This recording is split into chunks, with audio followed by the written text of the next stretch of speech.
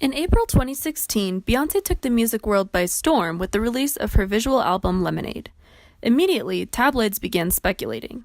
Is the album about her husband Jay-Z cheating on her? Well, yes it is. She's pretty overt about that. But I'm here to tell you that's just the surface. There are two important pieces to Lemonade the audience might overlook if they weren't careful. One, the rich religious imagery she uses, and two, the way in which she takes up the legacy of blues women before her. Together, these pieces create my thesis. In the blues era, blues people were countercultural in that they rejected a demanding standard of morality placed on lower-class black people by the upper-class black elite. Scholar Kelly Brown Douglas calls this the narrative of civility.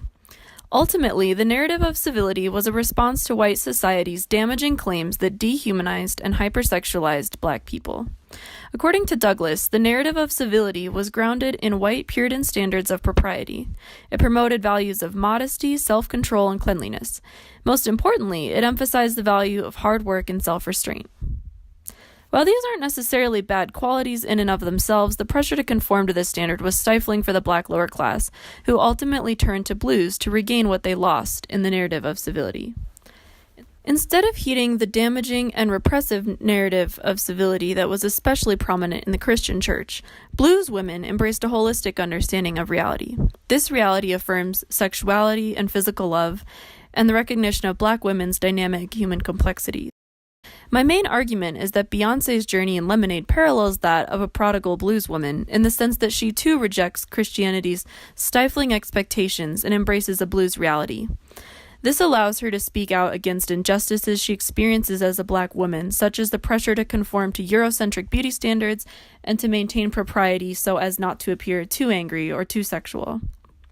However, she does eventually journey back to Christian imagery with this fuller understanding of herself and can then use this newfound blues-rooted faith to combat injustices such as police brutality. The theological implication here is that we cannot allow religious or spiritual frameworks to dehumanize others, and if they do, we must find ways to alter these frameworks to restore humanity and heal. Overall, by making this historical connection between contemporary times and the blues era, Beyoncé insists that the struggles black women face today are still ever present and part of the solution is spiritual, and that it lies in the affirmation of their humanity. If you thought any of this was interesting, be sure to catch my thesis defense in April, 'cause let's be real, mine's gonna be in April.